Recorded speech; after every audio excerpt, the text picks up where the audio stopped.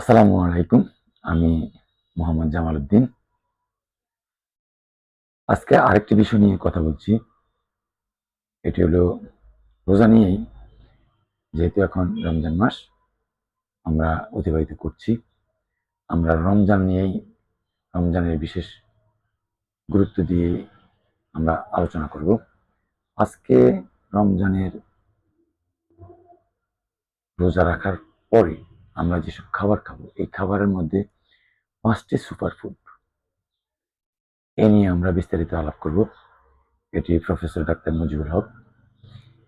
আমরা রমজানে রোজা রাখার পরে এর মধ্যে আমরা যে ৫টি সুপার ফুড খেতে পারি, প্রয়োজনে আমরা যেটুকু সামর্থ্য কুলায় মানে যেটুকু সংগ্রহ করতে পারি সেটুকুই খাবো। এ বিষয়ে আমরা কথা বলছি। এর হলো আমরা প্রথমে জানবো কি কি খাবার খেয়ে রোজা রাখবেন। আজকে আমরা যে বিষয়গুলো জানবো, কারা রোজা রাখবেন, কতক্ষণ রোজা রাখবেন, কতক্ষণ ফাস্টিং করবেন, ফাস্টিং করার সময় কি খাবেন, এই বিষয়গুলো আমরা আলাপ করব। প্রথমত আমরা জানবো ফাস্টিং কারা করবেন, কারা কারা ফাস্টিং করবেন, কেন করবেন। মানে ফাস্টিং বলতে এটা বিজ্ঞানীদের কথা, বাট আমরা আমাদের ধর্মের যে বিষয়টি এটা হলো রমজান রোজা, আমরা রোজা রাখি, এটাকে তারা ফাস্টিং বলছেন। যাক, আমরা বিজ্ঞানীদের কথা অনুসারেই বিজ্ঞানসম্মতভাবে আলাপ করছি আজকে এই বিষয়টি। এটা হলো যাদের মেটাবলিক ডাইজেস্টিভ ইস্যু আছে, লিভার প্রবলেম আছে, কনস্টিপেশন ইস্যু আছে, ওজন বেড়ে যাওয়া এই জাতীয় প্রবলেম আছে, diabetics, heart disease, auto immune রোগ ভুগছেন, দীর্ঘদিনের ব্রেন সমস্যা, যাদের এই সকল মেজর রোগগুলোর আছে তাদের জন্য ফাস্টিং করতে হবে। অবশ্যই এই মেজর রোগগুলো যাদের আছে তারা ফাস্টিং করতে হবে। ফাস্টিং করতে হবে না এমন রোগ আমাদের জানা মতে নাই। একটা সাবজেক্টে বলছেন ব্রেনের জন্য, পেটের জন্য, ইনসুলিন রেজিস্ট্যান্সের জন্য, হার্টের জন্য হোক, প্রায় সকল রোগের জন্য ফাস্টিং করতে হবে। তার মানে ফাস্টিংটা আমাদের প্রায় সকল রোগের উপকার করে। তাহলে আমরা কতক্ষণ ফাস্টিং করবেন এটা জানবো। এই কতক্ষণ ফাস্টিং করবেন, এক এক সমস্যার জন্য এক এক রকম। 12 ঘন্টা, 18 ঘন্টা, 72 ঘন্টা, কারো কারোর জন্য 1 সপ্তাহ, কারো কারোর জন্য 3 দিন, 4 দিন, 5 দিন, 7 দিন, এইভাবে আমরা ফাস্টিং করব। আমরা তাহলে এখন ঠিক করতে হবে কার জন্য কোনটা, এই ফাস্টিংটা কার জন্য কোনটা সেটা ঠিক করতে হবে। যারা ছোট বাচ্চা তারাও 12 ঘন্টা ফাস্টিং করতে পারবে।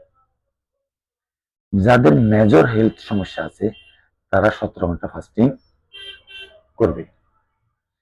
ফাস্টিং করলে শরীরের খাবার গ্রহণের জন্য তৈরি হয়।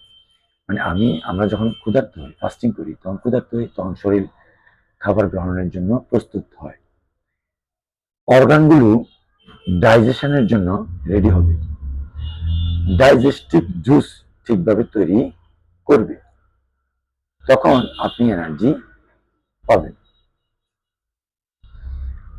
কম খেয়ে কেউ অসুস্থ হয় না, বরং বেশি খেয়ে সে মোটা হয়, অসুস্থ হয়। যাদের দীর্ঘদিন ধরে অটো ইমিউন রোগের সমস্যা, অনেক ব্যথা ভুগছেন, তারা 24 ঘন্টা থেকে 48 ঘন্টা অথবা 72 ঘন্টা ফাস্টিং করতে হবে। অথবা কারো কারো টানা 3 থেকে 5 দিন ফাস্টিং করবেন। তবে ড্রাই ফাস্টিং করা যাবে না। মনে রাখতে হবে কোনো ড্রাই ফাস্টিং করা যাবে না, লম্বা সময় ধরে ড্রাই ফাস্টিং করা যাবে না। তারা কিছু খাবার খেতে হবে। তাহলে কোন 5টা খাবার খেয়ে ফাস্টিং করবেন এটা এখন জানবো। মানে আমরা কারো 17 ঘন্টা, কারো 20 ঘন্টা, 24 ঘন্টা বা 72 ঘন্টা, 5 দিন, 4 দিন, 1 সপ্তাহ যারা ফাস্টিং করবে লং টাইম, তারা কি খেয়ে ফাস্টিং করব, কোন 5টি খাবার আমরা খেতে পারবো। 1 নাম্বার, বেকিং সোডা, লেবু ও বেকিং সোডা। 1 নাম্বারে আমরা খাবো বেকিং সোডা, অর্থাৎ বেকিং সোডার সাথে লেবু,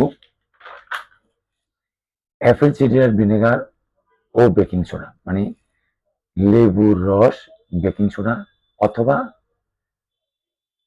Apple cider vinegar, baking soda buffer বানিয়ে খাবেন।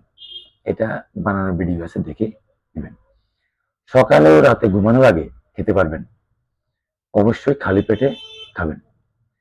এতে গাট ক্লিন হবে এবং পিএইচ ব্যালেন্স থাকবে।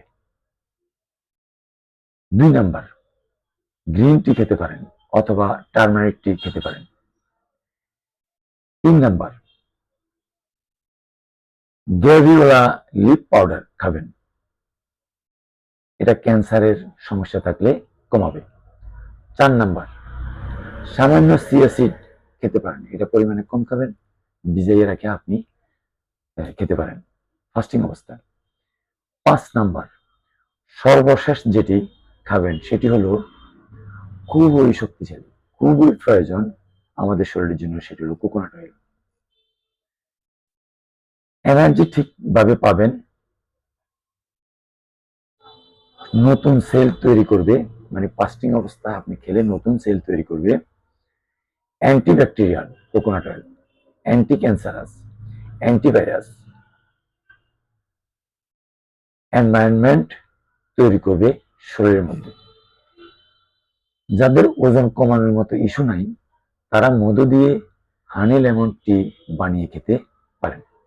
যাদের ওজন বেশি নেই, ওজন কম, তারা হানি লেমন টিও খেতে পারেন। প্রচুর পানি খাবেন, সাথে অবশ্যই পিঙ্ক সল্ট মিশিয়ে খাবেন। পার্সোনাল কেয়ারটাও হেলদি হয়, সেদিকে খেয়াল রাখবেন। যেমন টুথপেস্ট, বডি স্প্রে, সাবান, শ্যাম্পু, এগুলো আমরা যে পার্সোনালি ইউজ করি, এগুলো অর্গানিক এবং ন্যাচারাল ব্যবহার করার চেষ্টা করবেন। এটা ভালো করে বুঝুন এবং তারপর মানার চেষ্টা করুন এবং ভালো উপকার পাবেন। আজকে এই পর্যন্তই। আসসালামু আলাইকুম রহমতুল্লাহ।